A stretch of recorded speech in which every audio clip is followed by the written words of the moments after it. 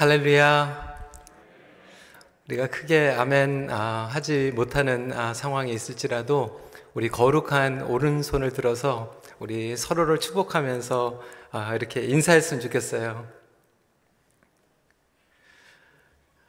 성도 여러분, 정말 반갑습니다. 많이 기다렸습니다.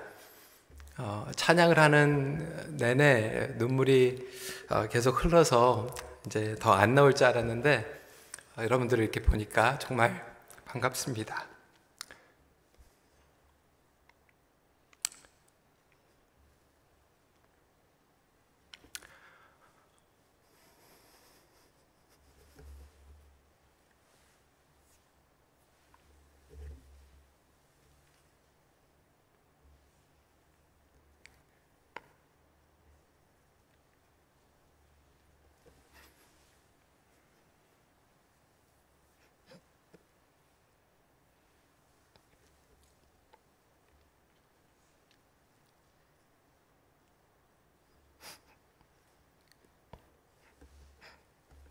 죄송합니다.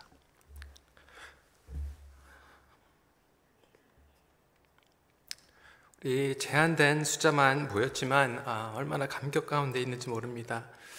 또한 다른 분들을 배려해 주느라 정말 오고 싶은 마음은 간절하지만 오늘도 온라인으로 드리고 계시는 우리 성도님들 한 분 한 분들, 여러분들 우리가 함께 이 상황이 종료가 되고 속히 함께 예배 드리는 그날을 저희들이 간절히 기도합니다. 코로나 이 비상사태가 아니라 코로나 시대가 되었습니다. 뉴 노멀 시대. 그동안에 3개월 동안 우리 카메라 앞에서 설교를 하고 주중에 텅 비어 있는 교회를 이렇게 출근할 때마다 이제 앞으로 어떻게 목회를 해야 되나, 앞으로 우리가 어떻게 교회 공동체로 세워가야 되나에 대해서 굉장히 많이 고민하는 시간을 갖게 되었습니다. 감사하게 오늘 부분적으로 성도님들이 모였지만 오늘은 믿음의 공동체에 대해서 함께 하나님의 말씀을 나누길 원하는데, 오늘 이 베드로전서 4장 말씀이 이 공동체에 대한 내용입니다. 그래서 온전한 공동체로 빚어지는 하나님, Shaping Godly Community에 대해서 함께 말씀을 나누겠습니다. 하나님은 믿음의 공동체를 통하여 우리를 빚어 가십니다. 고난 가운데 우리가 순례자로서 이것을 어떻게 하면 잘 견뎌낼 뿐만 아니라 성장하고 승리할 수 있을까? 예전에도 말씀을 드렸지만 고난이 우리를 better로 만들기도 하고 bitter로 만들기도 합니다. 다시 말하자면 고난이 우리를 성장하고 더 나은 그리스도인으로 만들기도 하고, 때로는 우리를 강팍한 그리고 신앙을 포기하는 자리까지 우리를 밀어내기도 한다라고 하는 거죠. 그렇다면 무엇이 이 차이를 만들까요? 두 가지인 것 같아요. 첫 번째로는 개인별 믿음의 깊이와 성장도이겠죠. 고난이 왔을 때 개인마다 그 믿음을 견디는 그 인내가 있습니다. 그리고 성숙도가 있습니다. 그것은 너무나도 당연한 것인데, 우리가 오늘 함께 살펴보기 원하는 것은 이 공동체입니다. 그래서 우리가 믿음을 지키고 성장해 나가는 것은 개인 한 사람 한 사람에게만 달려있는 것이 아니라 그 공동체가 어떻게 서로를 영적으로 돌보고 관계를 형성시켜 나가는가가 중요합니다. 서로를 돌보고 섬기는 관계를 통하여서 우리는 넘어지지 않고 성장할 수 있고, 심지어 넘어질지라도 우리는 다시 일어설 수가 있습니다. 이 코로나 시대를 맞이하면서 예전에 우리가 그렇게 믿고 의지했던 이 교회의 시스템, 제도, 이것에 머물러 일 수가 없습니다. 사실 인디비주얼리 온라인으로 예배드리는 것이 이제 정말로 편한 그러한 시대를 살아가고 있습니다. 사실 많은 분들이 그렇게 얘기를 해요. 온라인으로 예배를 드리니까 참 편하다. 어떤 분들은 그렇게 말씀하시더라고요. 예전에는 교회 와가지고 막 주변에 있는 분들 신경 쓰느라고 집중하기가 힘들었는데 요즘은 이 온라인 예배로 주일 예배를 드리면서 저랑 단둘이서 이렇게 대면하고 1대1로 예배를 드리는 것 같다고 앞으로도 이렇게 계속 드리면 어떨까 질문을 하시는 분들도 있었습니다. 물론 이렇게 온라인으로 편하게 예배를 드릴 수 있는 시대가 되었습니다. 주일날 교회 와가지고 한번 예배를 드리고 가는 그러한 신앙생활과 교회 생활을 하신 분들에게는 사실 앞으로 온라인 예배가 편할 거예요. 하지만 그것은 하나님께서 의도하신 교회 공동체가 아니죠. 주일 한번 나와서 예배를 드리는 게 아니라 예배 한번 보고 가는 성도들에게는 앞으로 온라인은 충분할 수 있습니다. 하지만 하나님께서 우리에게 말씀하신 성경적인 공동체는 무엇인가? 고난 가운데 어두움 가운데에서 복음의 빛을 비추고 우리가 함께 승리할 수 있는 공동체를 하나님께서 말씀하신 거죠. 어떠한 상황 가운데, 심지어는 지금 이런 코로나 상황 가운데에서도 흔들리지 않고 승리하는 공동체를 베드로전서를 통해서 우리에게 말씀하고 계시는 것입니다. 그렇다면 하나님께서 우리를 통하여서 온전히 빚어 나가고자 하는 그러한 교회 공동체는 어떠한 공동체일까요? 첫 번째로 그것은 훈련 공동체입니다. 영적 전쟁을 감당하는 훈련 공동체를 말씀하고 있습니다. 여러분, 우리는 훈련하면요, 우린 양육을 떠오릅니다. 양육하면 여러분 어떻게 생각하십니까? 선교단체에서 그리고 교회에서 우리가 양육받은 프로그램을 생각하십니다. 그래서 한국교회가 양육을 잘합니다. 그런데 너무나도 안타까운 것은 한국교회 양육이 이제는 제자 삼는 사역의 기술이 되어버렸어요. 테크닉이 되었어요. 프로그램이 되어버렸어요. 어떤 분들은 양육의 목표는 재생산이라고 얘기합니다. 그래서 더 많이 찍어내고 더 많이 만들어내고 그 프로그램을 통해서 이수한 사람들이 많아지는 것이 양육을 하는 것이라고 생각을 했습니다. 하지만 성경에서 얘기하고 있는 이 제자 양육은 기술이 아닙니다. 프로그램이 아닙니다. 얼마나 많은 사람들이 이수를 받고 서티피킷을 받아서 어떠한 사람들에게 전수하느냐가 아니에요. 성경에서 이야기하고 있는 양육은 철저하게 예수 그리스도를 닮아가는 성화인 줄 믿으시기 바랍니다. 우리가 프로그램을 많이 하고 내가 많이 그것을 거쳐가다 보면 교만함에 찾아올 수도 있고 자기 성취에 빠질 때가 있어요. 내가 이렇게 양육을 많이 했다. 내가 낳은 제자들이 이렇게 많이 있다.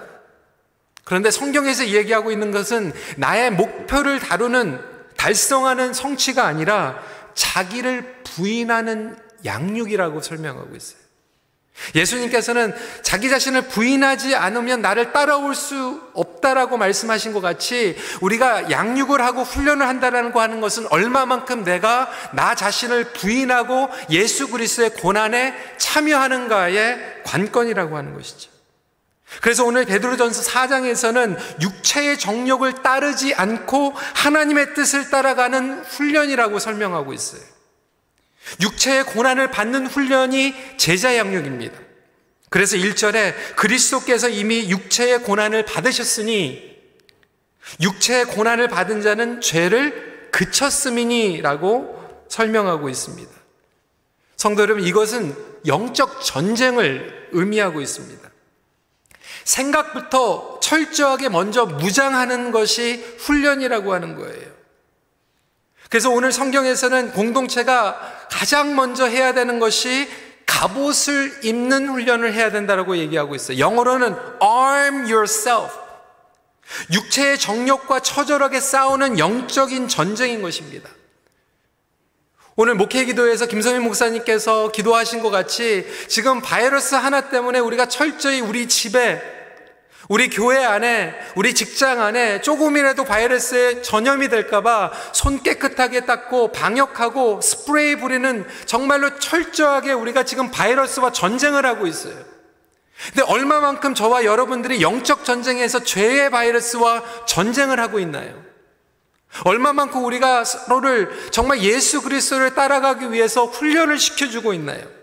교회 안에서 양육하면 우리가 성경 암송하고 교리적으로 신학적으로 훈련시키는 것도 중요하지만 그거보다 가장 기본적인 초대교회의 영적 훈련은 뭐냐면 영적 전쟁에 무장하는 거예요. 정신을 무장하고 우리 마음을 무장하고 우리의 관계를 무장시키는 거였습니다. 죄와의 전쟁을 말하는 것이죠. 3절에 구체적으로 무엇과 싸우는지 설명하고 있어요. 3절 말씀입니다. 너희가 음란과 정욕과 술취함과 방탕과 향락과 무법한 우상숭배를 향하여 이방인의 뜻을 따라 행한 것은 지나간 때로 족하도다. 자기를 부인하는 훈련이죠. 여러분, 희생이 없는 제자도는 존재하지 않습니다. 희생이 없는 영적 전쟁은 존재하지 않습니다. 이 베드로전서 이 강해를 하면서 미국의 아주 유명한 신학자죠. 시카고 트리니티의 신약학 D.A. 칼슨 교수님이 쓰신 책을 읽는데 이 교수님이 이러한 소개를 하는 거예요. 아주 친한 친구 목사님이 영국에서 목회를 하는데, 여러분 영국은 오랫동안 기독교 전통을 가지고 있잖아요.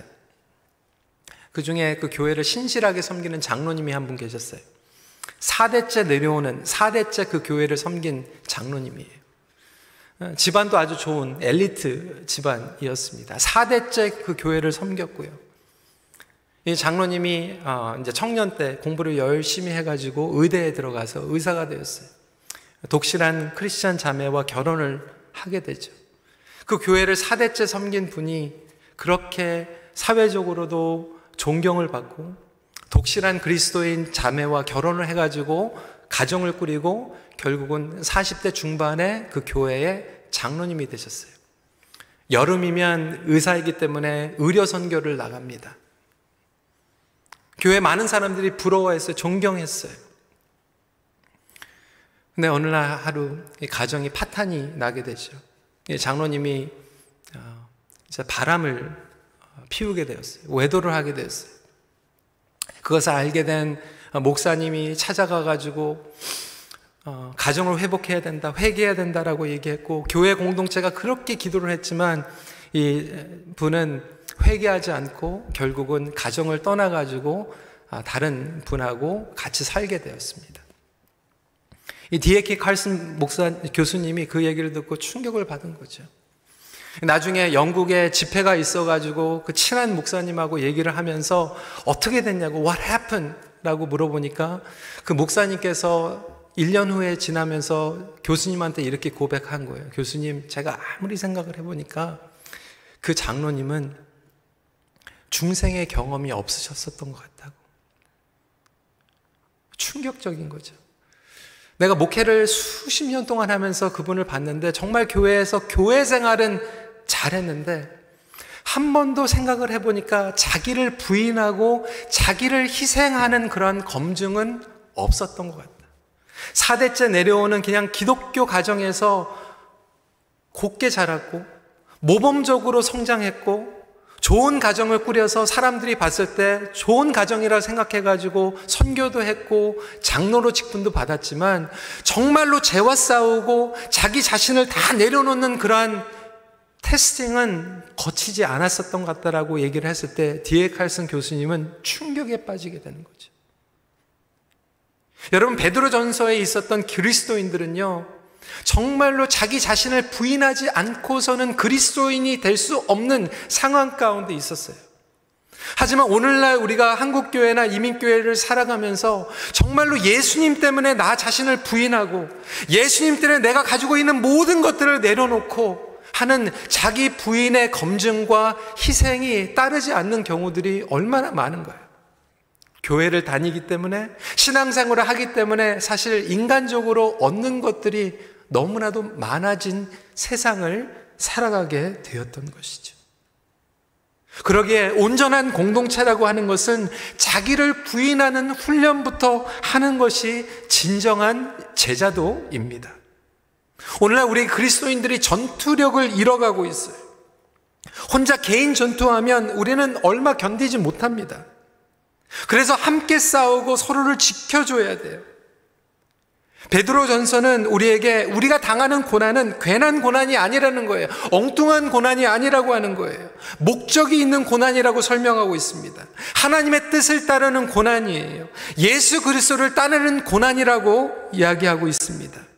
저와 여러분들이 영적 전쟁을 치르고 있기 때문에 받는 고난입니다. 여러분, 전쟁, 비상사태, 고난을 받는 것은 당연한 거 아닌가요?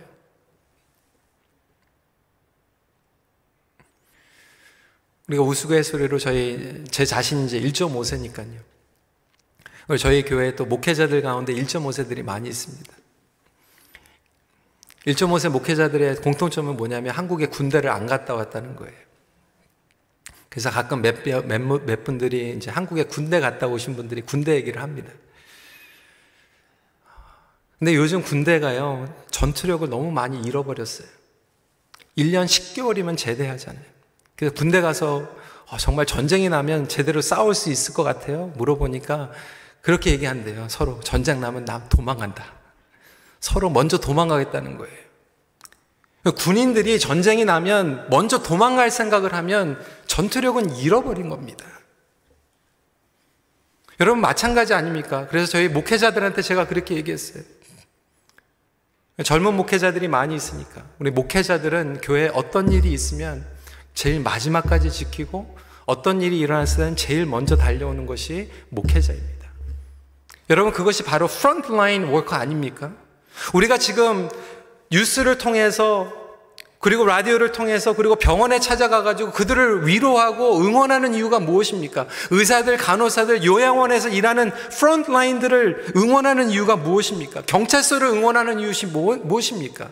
그들이 정말로 목숨을 걸고 다른 사람들의 생명과 안전을 위해서 섬기고 있기 때문에 프론트라인이에요. 몇 달 전에 CNN의 뉴스를 보니까 뉴저지에 있는 요양원은요, 젊은 사람들, 요양원에 일하는 사람들이 다 도망가 버렸어요. 할머니, 할아버지들 다 팽개쳐 놓고 도망가 버려가지고 군대가 들어왔어요. 얼마나 말이 안 되는 상황입니까? 얼마나 말이 안 되는 안타까운 일이 벌어지고 있습니까? 경찰서에 있는 사람들이, 소방서에 있는 사람들이, 군대에 있는 사람들이, 의사들이, 간호사들이, 요양원에 있는 사람들이 어려운 상황이 있다고 사람들을 내려놓고 도망가 버리면 말이 안 되는 거예요. 여러분, 베드로 사도는요, 그리스도인들에게 그렇게 얘기하고 있어요. 우리는 영적인 프론트라인에 있는 사람들이다. 영적 전쟁, 이것은 에센셜, non 에센셜 그 이상입니다. 7절 말씀이에요. 만물의 마지막이 가까이 왔으니 그러므로 너희는 정신을 차리고 근신하여 기도하라. 정신 차리고 기도로 훈련하는 공동체가 훈련 공동체이고 양육 공동체예요. 이론적으로 프로그램 많이 돌리는 공동체가 양육 공동체가 아니라고 하는 것이죠. 이렇게 성도들을 기도시키지 않는 공동체는 온전하게 빚어질 수가 없게 됩니다. 혹시 저와 여러분들이 전쟁의 실제를 모르고 정말 태연하게 여태까지 신앙생활을 했다라면 이 코로나 시대가 저와 여러분들에게 하나님께서 주시는 경고의 시간이고 준비의 시간인 줄 믿으시기 바랍니다. 두 번째로 사랑의 공동체이죠. 그냥 사랑이 아니에요. 세상이 흉내낼 수 없는 사랑을 행하는 공동체입니다. 8절 말씀입니다. 무엇보다도 뜨겁게 서로 사랑할지니 사랑은 허다한 죄를 덮느니라. 여러분, 어떻게 사랑하라고요? 뜨겁게 사랑하라는 거예요. 그 뜨겁게 사랑하는 게 어떻게 사랑하는 것입니까? 그냥 사회단체에서 서로 챙겨주고 잘해주는 그러한 차원이 아니에요. 오늘 이 베드로 사도가 얘기하고 있는 사랑은 죄를 덮는 사랑입니다. The love that covers our sins. 그래서 이 개념은 영어로 두 가지의 개념을 가지고 있어요. 첫 번째는 covering입니다. 그리고 두 번째는 overriding이에요. 커버링은 덮어주는 거예요. 그리고 overriding은 초월한다라고 하는 의미를 가지고 있습니다. 그래서 서로의 죄를 덮어주고 초월하고 하는 능력을 우리 안에 스스로 가지고 있지 않기 때문에 세상이 줄 수 없는 능력, 세상이 흉내낼 수 없는 그 사랑의 능력을 저와 여러분들이 먼저 받으라는 거예요. 그리고 저와 여러분들이 그것을 경험했을 때 다른 사람들에게 나눠주라고 하는 것이죠. 그래서 세상이 줄 수 없는 사랑을 얘기하고 있어요. 여러분, 교회 바깥에서도요, 서로 사랑합니다. 챙겨줍니다. 여러분, 나가보세요. 요즘 이 코로나 시대로 해가지고 기부 많이 합니다. 마스크 많이 나눠주고 불우한 사람들 도와줍니다. 그런데 교회가 할 수 있는 것은 그 이상이라고 하는 거예요. 단순히 마스크를 나눠주고 필요한 샘피폰을 나눠주는 그 이상 세상이 줄 수 없고 세상이 흉내낼 수 없는 사랑은 복음적 사랑인 줄 믿으시기 바랍니다. 베드로전서 2장 9절이에요. 그러나 너희는 택하신 족속이요 왕같은 제사장들이요 거룩한 나라요 그의 소유가 된 백성이니 이는 너희를 어두운 데서 불러내어 그의 기이한 빛에 들어가게 하신 이의 아름다운 덕을 선포하게 하려 하심이라.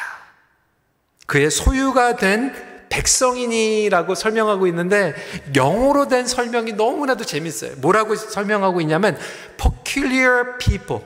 peculiar people. 무슨 뜻이냐면 distinctive, strange, odd, weird. 세상이 줄 수 없는, 세상이 흉내낼 수 없는 이상한 사람들이라는 거예요. 세상이 카피할 수 없을 정도로 정말로 독특한 사랑을 보여주는 공동체라는 거예요. 이것이 바로 복음적 사랑입니다. 복음의 열정을 기초로 한 사랑입니다. 예수 그리스도를 증거하는 공동체, 죄를 덮어줄 수 있는 공동체, 그래서 영혼의 죄를 구속하는 사랑을 드러내는 공동체. 여러분 정말로 누구를 사랑하십니까? 여러분 자녀들을 사랑하십니까? 목숨보다 사랑하십니까? 그러면 정말로 부모가 자녀들을 사랑하면 제일 먼저 줘야 되는 게 있어요. 뭐입니까? 복음이에요. 영혼을 살려야 될 거 아니에요. 내가 내 자식을 사랑하는데 복음을 나눈 적이 없어. 잘못 사랑하는 거죠. 내가 정말로 내 목숨과도 바꿀 수 있는 사람이라고 얘기한다면 복음부터 제시해야 돼요. 예수님 자체가 선의 기준입니다. 비밀을 깨달은 자들에게는 선의 기준이 분명해요. 그 선의 기준은 예수님이십니다. 그래서 세상이 흉내낼 수 없는 하나님, 저와 여러분들은 세상이 흉내낼 수 없는 하나님을 믿는 자인 줄 믿으시기 바랍니다. 세상이 흉내낼 수 없는 우리는 예수님을 따르는 사람이에요. 그렇기 때문에 초대교회는 사랑의 열매가 있었고 공동체의 성장이 있었어요. 여러분, 초대교회 성도들이 핍박을 받았고요, 순교를 당했어요. 로마 제국 가운데에서 여러분, 이 베드로전서는 AD 63년도에서 64년도 경에 쓰여진 책입니다. 그 당시는요, 그리스도인이면 붙잡아 갔어요. 그리스도인이면 죽여버렸어요. 사자에 찢기고 십자가에 처형받는 그러한 때였어요. 그런데 여러분, 이 그리스도인들이요, 로마 제국을 바꿔버립니다. 어떻게 바꿨겠어요? 고집으로요? 사랑으로 바꾼 거예요. 사랑으로. 원수를 사랑해줬어요. 황제를 존경해줬어요. 법을 따랐어요. 나중에는 로마 제국이 감당할 수 없게 되는 거죠. 그 당시에 secular historian이었던, 세속계의 역사가였던 로드니 스타크의 이 책을 보면요, 이 기독교 인구의 폭발적인 성장에 대해서 기록하고 있어요. 로마 제국에. 여러분 그 도표 한번 보시고요. AD 40년도에는요, 로마 제국 기독교인 숫자가요 1000명밖에 안 돼서 1000명밖에. 인구별 기독교인 퍼센트로 보면 0.0017밖에 안 됐어요. 그 적은 숫자로 시작을 했습니다. 그런데 AD 100년도 되니까요 7530명으로 성장하게 되죠. 그래도 0.0126이에요. 그런데도 이 기독교인들을 로마에서 무서워했어요. 두려워했어요. 0.01밖에 안 되는 그리스도인들을 두려워했던 이유는 그리스도인들이 확실하게 복음의 능력을 가지고 있었고 사랑의 능력을 가지고 있었어요. 점차 볼까요? AD 250년도에는 200년도에는 21만, 7,000명. AD 250에는 1밀리언이 넘게 됩니다. AD 300에는 6밀리언, 그리고 AD 350에는 33밀리언. 여러분 상상이 가십니까? 56% 기독교인. 이것이 바로 복음의 능력이고 사랑의 능력인 줄 믿으시기 바랍니다. 숫자의 성장을 얘기하는 게 아니에요. 여러분 오해하지 마세요. 이렇게 해가지고 우리 교회를 늘리자는 얘기가 아니에요. 이들은 세상에 흩어져 있었어요. 교회 이 몇 밀리언에 있는 사람들이 막 올라와가지고 교회 성장 얘기하는 게 아니에요. 흩어져서 하나님께서 이 교회 공동체를 빚어가신 거예요. 로마의 정권과 핍박 가운데에서 성장하면서 세상을 바꿀 수 있었던 비결을 그들이 가지고 있었다라고 하는 거죠. 여러분 이제 코로나 시대는요, 많이 모인다고 좋은 게 아니라 얼마나 많은 성도들이 온전히 흩어져서 복음을 전하고 얼마나 많은 성도들이 복음의 삶을 살아가는가의 관건입니다. 고난 가운데, 비상사태 가운데 과연 저와 여러분들에게 다른 것은 무엇인가? 세상이 흉내낼 수 없는 사랑을 가지고 있는가? 그 능력을 가지고 있는가? 스스로 살펴볼 시간이 되었다라고 하는 거죠.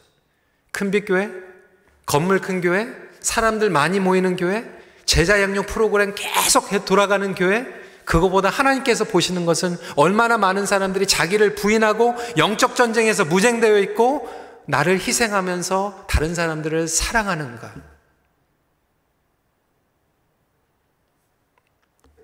세 번째 포인트입니다. 섬김의 공동체입니다. 모든 성도가 은사를 받은 대로 봉사하는 공동체입니다. 여러분 봉사하라, 섬겨라, 이거 교회 성장하기 위해서가 아니에요. 여러분들에게 정말로 진정한 소명, 여러분들에게 하나님께서 주신 그 자아의 실현, 하나님께서 여러분들을 빚어가기 위해서 쓰임받게 온전한 합당하게 쓰임받는 공동체가 성경적인 공동체라고 하는 거예요. 여러분 부모도 마찬가지 아닙니까? 여러분 정말 좋은 부모가 어떤 부모입니까? 자녀가 온전히 재구실할 수 있도록 키워주는 게 제대로 된 부모예요. 안 그렇습니까? 평생 여러분 자녀들을 그냥 안고 끌어안고 먹여주고 재워주고 용돈 주고 평생 책임지는 부모가 좋은 부모입니까? 아니에요.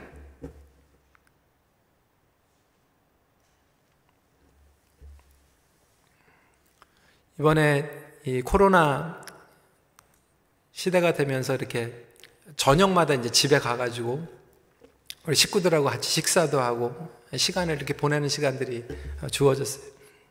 근데 지난달에 보니까요, 저희 집 지붕 위에 이 새가 둥지를 치고 새끼를 낳았어요. 그러니까 매일 이제 그거를 이제 보는 거죠. 먹이를 부지런하게 갖다 주고요. 얼마나 부지런한지 나중에 이제 그 둥지 혼자서 어떻게 그렇게 부지런하게 그 둥지를 채웠는지요. 그리고 나서 먹이를 주더니 이 새끼가 계속 크더니요, 나중에 이제 시간이 되니까 날아가더라고요. 그러니까 어미의 역할은 뭐예요? 스스로 날아갈 때까지 계속해서 둥지를 만들어주고 먹이를 주면서 이제 날아갈 때 되면 밀어내는 거예요. 그게 제대로 된 어미새의 역할입니다. 제가 아주 좋아하는 목사님 가운데 미국에 프랜시스 찬이라고 하는 목사님이 있어요. 그 사진 한번 보여주시고. 굉장히 멋있죠. 예. 이분은 이번에 뭐 미용실이 문 닫아도 별로 걱정을 안 하셔도 되는, 제가 다 따라하고 싶은데 머리는 따라하지 못하고 있습니다. 근데 이분이 굉장히 파워풀한 스피커예요. 물론 중국계 3세 목사님이지만 미국에 있는 주류 백인 목사님, 흑인 목사님도 굉장히 존경하는 굉장히 좋은 책들도 많이 썼고요. Crazy Love라고 하는 책도 쓰셨고 너무나도 설교가 파워풀하신 분이에요. 정말로 그 미국의 샌프란시스코 쪽에, 샌호세 쪽에, 실리콘밸리에 정말 거기에 똑똑한 사람들, 막 엘리트들 막 한 5,000명, 6,000명 모이는 그러한 교회에서 목회를 하셨던 분이에요. 근데 이분이 갑자기 하루는 대형 교회를 포기하셨어요. 그분의 간증을 들었는데 그분이 이렇게 얘기하는 거예요. 본인의 설교를 듣기 위해서 5천 명, 6천 명 성도들이 이렇게 모였는데 하루는 그런 생각이 들더라는 거예요. 교회 와가지고 예배를 드리는데 1시간 반 동안 예배를 드리고 성도들이 돌아가는데 보니까 자기는 하나님께서 설교의 은사를 주셨대요. 근데 그 5천 명의 6천 명의 성도들이 와가지고 한 사람의 은사만 서비스를 받고 그냥 돌아가더래요.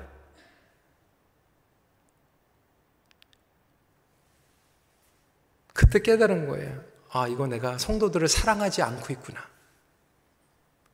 정말로 온전하게 성도들을 사랑하면 그 성도들이 하나님께서 주신 은사를 발견하고 그 은사를 사용할 수 있도록 떠밀어주는 양육자가 필요한데, 평생 내가 혼자의 은사로 5천 명, 6천 명을 그냥 영적으로 그냥 먹이고 끝난다라면 그거는 하나님께서 보실 때 웨이스트라고 하는 거죠.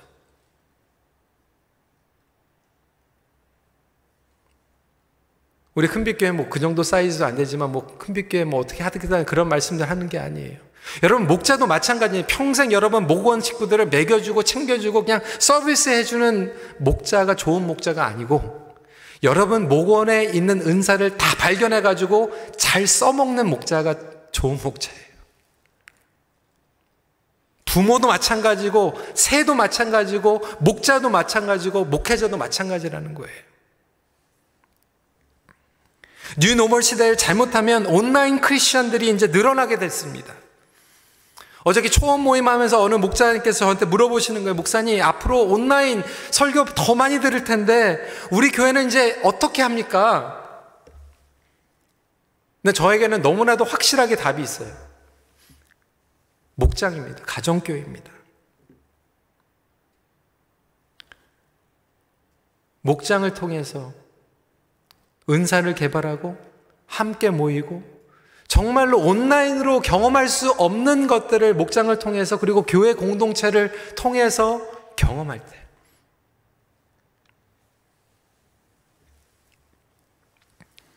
여러분, 오늘 이 베드로전서를 통해서 우리에게 말씀하고 있는 온전한 공동체는 이렇게 봉사의 의미를 넓혀주는 공동체입니다. 행동뿐만이 아니에요. 교회 와가지고 주방에 들어가는 것도 중요하고, 주차장에서 미디어에서 설거지하고 음식하고 기계 조정하고 청소하는 것도 포함되지만, 우리가 언어로 격려하고 격려로 섬기는 것도 봉사라고 오늘 설명하고 있어요. 11절입니다. 만일 누가 말하려면 하나님의 말씀을 하는 것 같이 하고, 누가 봉사하려면 하나님이 공급하시는 힘으로 하는 것 같이 하라. 이는 범사의 예수 그리스도로 말미암아 하나님의 영광을 받으시게 하려 함이니 그에게 영광과 권능이 세세에 무궁하도록 있느니라. 아멘. 우리가 봉사하는 것도 섬기는 거지만 말하는 것도 섬기는 거. 그러면서 9절 말씀을 제가 스킵했는데, 서로 대접하기를 원망 없이 하고. 원망 없는 대접, 여러분 이게 가능합니까?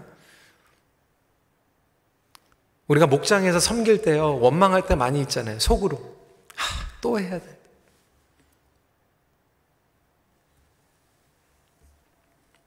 우리가 하나님을 위해서 섬긴다고 하면서 원망할 때가 얼마나 많습니까? 근데 여러분, 이것이 어떻게 가능할까? 원망 없이 섬기는 것이 어떻게 가능할까? 여러분, 제자도는요, 퍼포먼스가 아닙니다. 퍼포먼스가 아니에요. 퍼포먼스는요, 쇼업하기 위해서 하는 거예요. 지난 3개월 동안 온라인으로 예배를 인도를 하면서 카메라 앞에서 설교를 하고 예배를 인도하면서 저에게 왔던 질문은 그거였어요. 아무도 보지 않는데 이 빈 공간에서 카메라를 보면서 뭐를 하고 있는 건가? 그리고 나는 과연 영과 진리로 하나님 앞에 지금 혼자 카메라 앞에서 예배를 드리고 있는가? 성도들이 보지 않고 있는데, 성도들이 따르고 있지 않는데 나는 과연 하나님 앞에서 지금 합당한 예배를 드리고 있는가? 곰곰하게 질문하게 됐어요. 여러분들은 어떠셨어요? TV 앞에서, 컴퓨터 앞에서, 스마트폰 앞에서 어떻게 예배를 드리셨어요? 어떻게 하나님 앞에 서셨어요? 심지어는 목회자도요, 아무도 보고 있지 않을 때 혼자서 카메라 앞에 서 있을 때 그 드리는 예배가 흩어질 수 있고요, 정말 성도들이 보지 않을 때 무너진다면, 흩어진다면 내가 여태까지 했던 거는 퍼포먼스였던 거예요. 퍼포먼스. 사람들이 있으니까, 사람들이 보이니까, 사람들이 보고 있으니까, 사람들이 따라가야 되니까 퍼포먼스 하는 거예요.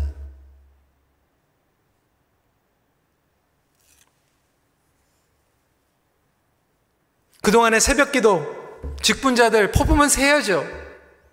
나와야 되니까. 근데 온라인으로 새벽에 일어나면서 누가 퍼포먼스 합니까? 할 필요 없어요. 안 나와도 늦잠 자도 누가 뭐라고 얘기 안 해요.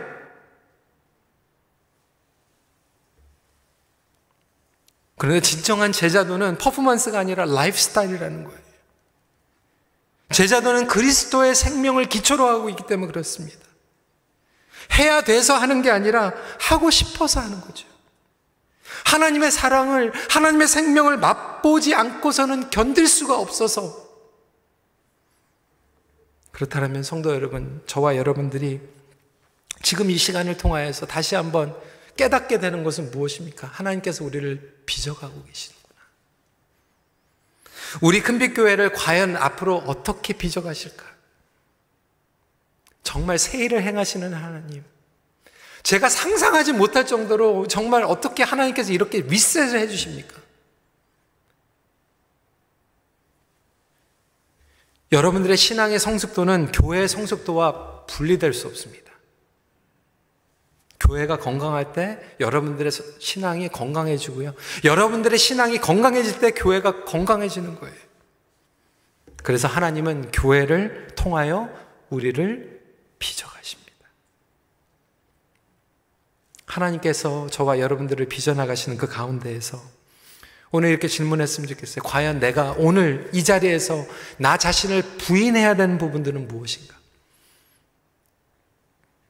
그런 질문들을 했으면 좋겠어요. 특별히 오늘 이렇게 나오시고 온라인으로 이제 고민하시는 분들, 앞으로 제자 양육 어떻게 할 것인가? 프로그램이 아니라 어떻게 하면 우리가 영적으로 무장하는 훈련을 할 것인가? 어떻게 하면 나 자신을 부인하는 훈련을 할 것인가? 어떻게 하면 우리가 사랑하는 훈련을 할 것인가? 어떻게 하면 우리가 성도들을 온전히 퍼포먼스 시키는 게 아니라 라이프 스타일로 섬기는 훈련을 할 것인가? 그 부분들을 고민하고 기도하는 가운데 해답을 얻고 한 발자국 한 발자국 빚어나가는 우리 큰빛교회가 되게, 여러분들이 되길 주님의 이름으로 축원합니다. 말씀을 정리합니다. 예수님을 따르는 삶은 예수님의 몸을 이루는 삶입니다. 우리 같이 기도하겠습니다. 오늘 하나님께서 우리에게 온전한 믿음의 공동체의 모습은 무엇인가 보여주셨습니다. 분명합니다. 고민되고 망설이는 것은 해답이 없기 때문이 아니에요. 해답이 있습니다. 성경으로 돌아가면 돼요. 그럼에도 불구하고 고민하고 망설여지는 것은 저와 여러분들이 답을 알면서도 결단하지 못하기 때문이죠. 여전히 나는 나 자신을 부인하지 못하고, 여전히 나는 다른 사람들을 사랑하지 못하고, 심지어는 나 자신도 복음 안에서 사랑을 경험하지 못하고, 내 안에 하나님께서 주신 너무나도 많은 재능과 은사들을 가지고 있지만 날지 못하고 한 발자국 한 발자국 나가지 못하는 나의 모습을 바라보면서 우리 시간에 기도했으면 좋겠어요. 하나님, 이 시간을 통하여서 다시 나에게 말씀하여 주셨사오니 반응하게 하여 주시옵소서. 여러분들 자신만 위해서 기도하는 것이 아니라 여러분 가정을 위해서 기도하세요. 우리 부모님들은 자녀들 위해서, 하나님, 우리 자녀들이 정말 재구실할 수 있도록. 여러분, 재구실이 뭡니까? 예수님 아는 거예요. 그리고 예수님께서 주신 사명대로 살아가는 거예요. 어미새가 둥지를 흐트러서 새끼새를 밀어내치는 것 같이 정말 준비가 될 수 있도록 여러분 목장을 위해서 기도해 주세요. 여러분, 우리 목원 식구들이 하나님 정말 온전하게 설 수 있도록 주님 그들을 붙잡아 주시고 긍휼히 여겨 주시옵소서. 우리 교회를 위해서, 나 자신을 위해서, 우리 가정을 위해서 함께 기도하는 시간 갖도록 하겠습니다. 기도하시겠습니다. 아버지 하나님, 그렇습니다. 이 시간에 저희들이 간절한 마음으로 기도합니다. 아버지 하나님, 오늘 저희들에게 말씀하셨습니다. 온전한 교회, 온전한 공동체가 무엇인지 저희들에게 보셨사오니 아버지 하나님, 저희들이 그런 마음을 가지고 주님 앞에 나아갈 수 있도록 허락하여 주시옵소서. 아버지 하나님, 우리가 정말로 겉으로 나 자신을 부인하고 아버지 하나님 희생하며 예수 그리스도를 따르는 영적 전쟁 가운데 승리하며 서로를 미워줄 수 있는 그러한 공동체가 되기를 간절히 기도합니다. 아버지 하나님, 우리를 불쌍히 여겨주시옵소서. 세상에 흉내낼 수 없는 아버지 하나님 그런 사랑을 저희들이 배우게 하여 주시고 선포케 하여 주셔서 아버지 하나님 그런 사랑을 누리며 살아갈 수 있도록